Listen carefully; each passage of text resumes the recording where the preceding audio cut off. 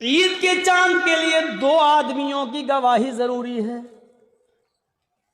عید کے چاند کے لیے اصول ہے. اب رمضان کے لیے 1 آدمی کی گواہی کافی ہے، لیکن عید کے چاند کے لیے 2 کی گواہی چاہیے. کیوں چاہیے؟ اللہ کے نبی سے پوچھو. ہر چیز کا جواب ہمارے پاس نہیں ہے، بس نبی نے کہہ دیا ہمیں ماننا پڑے گا.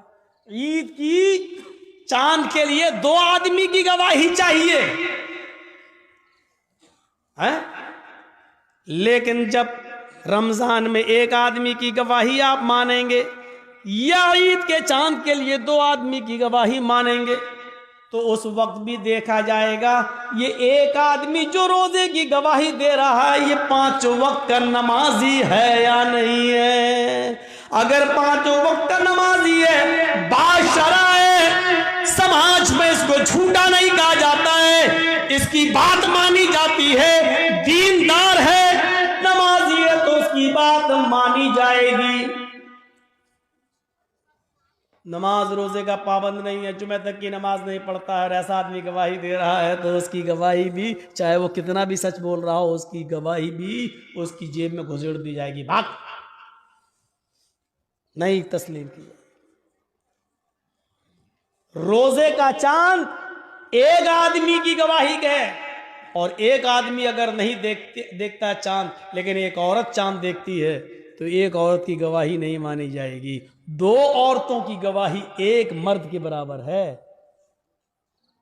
لہذا عورتیں 2 ہونا چاہیے، آدمی 1 آدمی اگر کہہ دے باشرع ہو کہ میں نے روزے کا چاند دیکھا ہے رمضان کا تو روزہ رکھا جائے گا. لیکن 1 عورت چاہے وہ کتنی بھی نیک ہو، دیندار ہو، نمازی تہجد گزار ہو، لیکن 1 عورت اگر چاند کی گواہی دیتی ہے تو اس کی بات نہیں مانی جائے گی.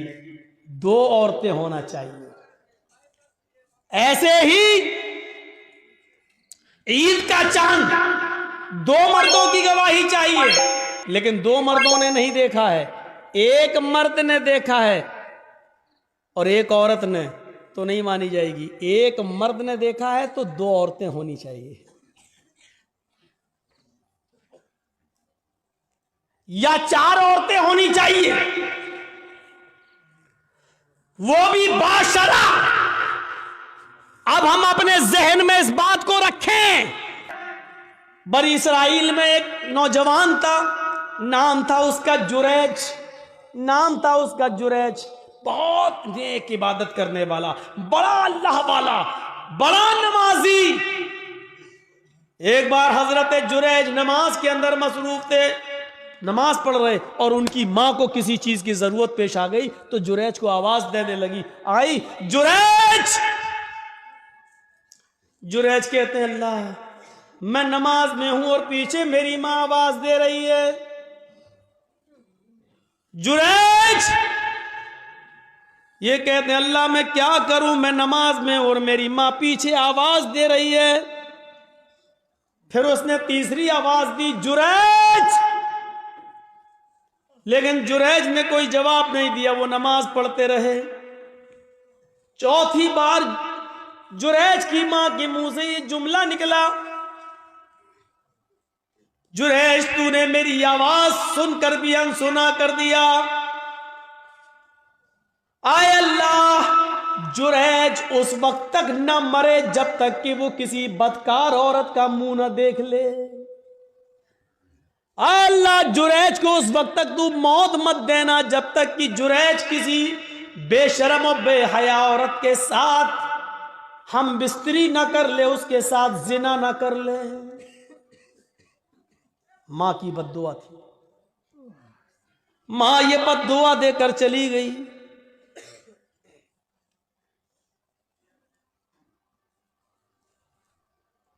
پھر کیا ہوتا ہے؟ 2 4 5 دن کے بعد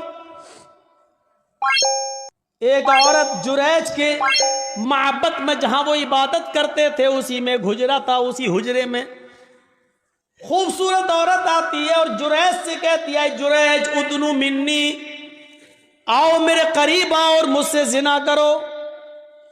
جریج نے کہا اللہ کی پناہ، میں ایسا غلط کام نہیں کر سکتا، میں اللہ کا نیک بندہ ہوں، اس کی عبادت میں اپنی زندگی گزار رہا ہوں. چلو جاؤ یہاں سے ہٹو، یہ غلط کام مجھ سے نہیں ہوگا۔ جریج نے اس عورت کو بھگا دیا۔ وہ عورت پریشان تھی، سیدھے جنگل میں جاتی ہے اور وہاں بکریاں چرانے والے ایک چرواہے کے ساتھ وہ زنا کر لیتی ہے، شکار ہو جاتی ہے زنا کا۔ 9 مہینے 10 مہینے گزر جاتے ہیں۔ 9 مہینے کے بعد اس عورت کے بچہ پیدا ہوتا ہے،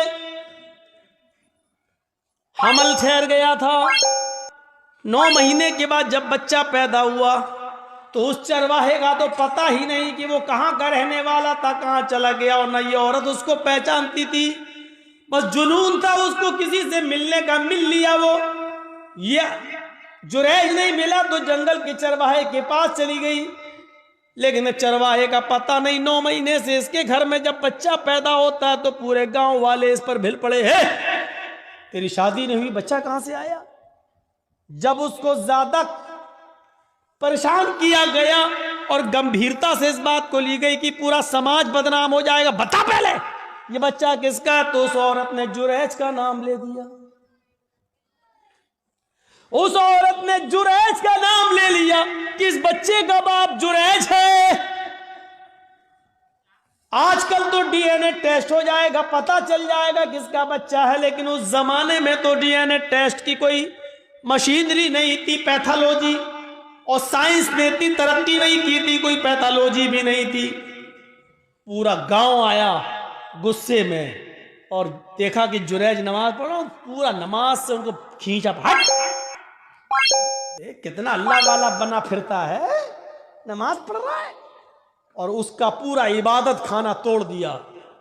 اب بڑا نالائق آدمی ہے، بڑا کمینہ انسان ہے، اس کا عبادت خانہ توڑ دیا۔ مارا نہیں، اس کو کھینچ لیا۔ دیکھ کتنا اچھا بنتا ہے، کتنا نیک بنتا ہے، سجدوں پہ سجدے کرتا ہے، رات میں نماز پڑھتا ہے، دن میں نماز پڑھتا، اور کارنامہ دیکھ، گاؤں کی لڑکی کے ساتھ ایسا حال، اس کو ماں بنا دیا، پریگننٹ کر دیا، اس کے پیٹ میں بچہ۔ کس کس کو صفائی دیتے؟ جب عورت یہ کہہ رہی ہے کہ اس بچے کا باپ جریج ہے، تو اب جریج کس کس کو صفائی دیتے؟ نہیں مانتا کوئی ان کی بات۔ جریج سمجھ گئے کہ وہ بچہ کسی اور کا ہے، لیکن اس عورت نے میرا نام لگا دیا، تو بجائے لوگوں کو صفائی دینے کے جریج نے ایک جگہ چٹائی بچھائی۔ عبادت خانہ تو توڑ دیا، جریج نے ایک جگہ چٹائی بچھائی اور اسی پر وہ نماز پڑھنے میں مصروف ہو گئے، اور نماز کے اندر یہ دعا کرنے لگے، اے اللہ، اس کی سچائی اگر سامنے نہ آئی تو دنیا میں پھر کبھی کوئی تیرے نیک بندوں پر بھروسہ نہیں کرے گا، کبھی بھی پھر نیک لوگوں پر اعتبار نہ کیا جائے گا، ہر نیک آدمی پھر بدنام ہو جائے گا۔ اے اللہ، میں نماز کے اندر تجھ سے دعا مانگتا ہوں کہ اس کی سچائی ظاہر کر دے۔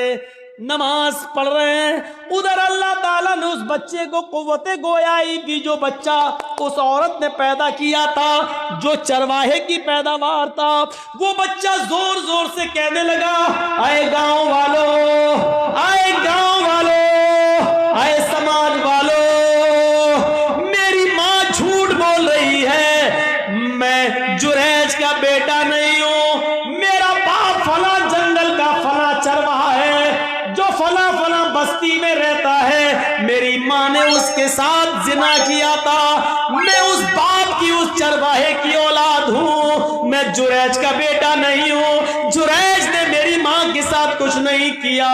جب وہ بچہ زور زور سے بولنے لگا، اس بچے کے زور سے بولنے کی وجہ سے لوگوں کو یقین آ گیا کہ اس عورت نے جھوٹا جریج کا نام لیا ہے۔ وہ معافی تلافی کرتے ہوئے آئے اور کہنے لگے، جریج ہمیں معاف کر دو، ہم سونے کا تمہارا معبد، عبادت خانہ سونے کا بنا دیں گے، ہمیں ہمارے پاس اتنا سونا ہے، ہم سونے کا تمہارا عبادت خانہ بنا دیں گے۔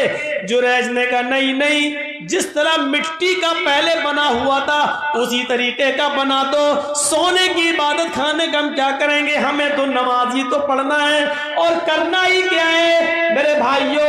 حضرت جریج کے اوپر جب مصیبت آتی ہے، اور اتنی بڑی مصیبت کہ نیک آدمی کے اوپر زنا کا الزام لگ رہا ہے، تو حضرت جریج صفائی پیش نہیں کرتے بلکہ نماز کی آغوش میں چلے جاتے ہیں، نماز کے دامن میں چلے جاتے ہیں، نماز پڑھنا شروع کر دیتے ہیں، اور اسی نماز کے اندر دعا مانگ رہے ہیں۔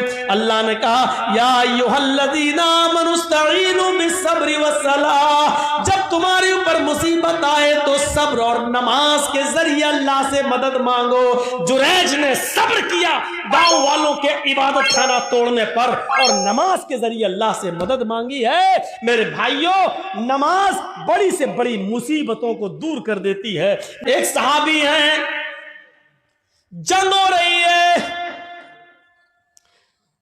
نماز کا وقت ہو جاتا ہے، نماز کے وقت ہی میں ابو داؤد شریف کی روایت ہے، ایک تیر آتا ہے، اور تیر آتے ہی ان کی پیٹھ میں لگتا ہے۔ اور سوچو تیر کسی کی پیٹھ میں لگ جائے اور نماز کے اندر لگ جائے،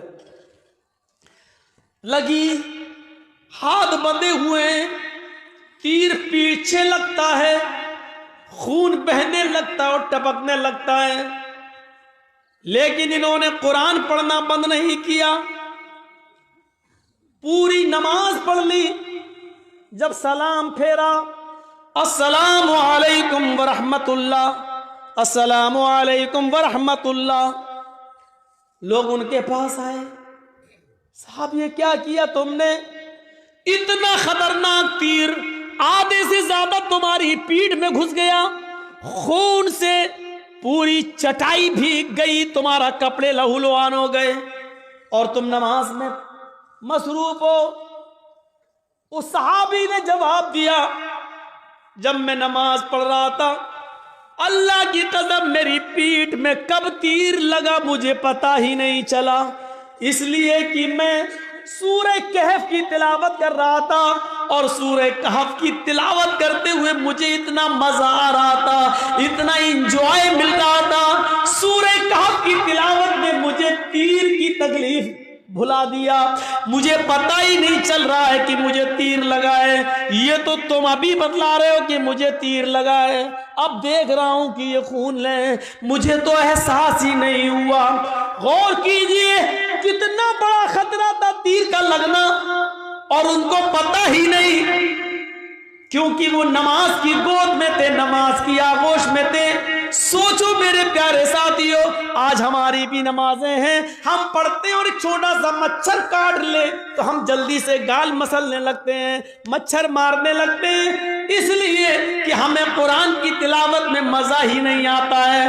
وہ کہہ رہے ہیں کہ ہم ایسے سورہ کہف پڑھ رہے تھے، سورہ کہف کی تلاوت میں مجھے اتنا مزہ آ رہا تھا، اتنا انجوائے آ رہا تھا کہ مجھے پتا ہی نہیں چلا کہ مجھے کب تیر لگا۔